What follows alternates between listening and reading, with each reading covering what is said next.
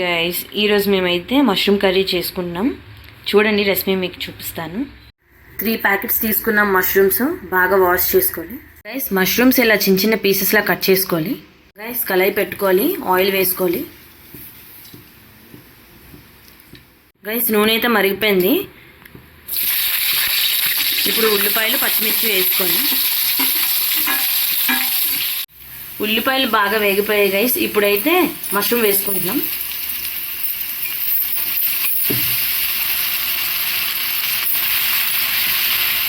కొంచెం పసుపు, అలాగే ఇంకొంచెం ఉప్పు వేసుకుంటున్నాం గైస్. ఇప్పుడు మష్రూమ్ అయితే బాగా మగ్గిపోయాయి.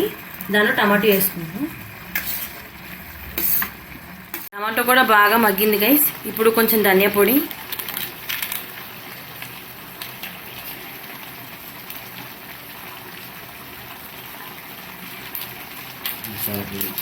అలాగే కొంచెం గరం మసాలా,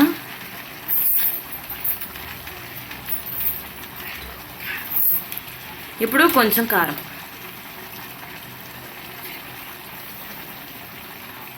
బాగా కలుపుకొని మూత పెట్టుకోవాలి గైస్. కర్రీ అయితే రెడీ అయిపోయింది. చాలా టేస్టీగా ఉంది. రోటీలోకి అయితే చాలా బాగుంటుంది. మరిన్ని వీడియోస్ కోసం ఛానల్ని సబ్స్క్రైబ్ చేసుకోండి.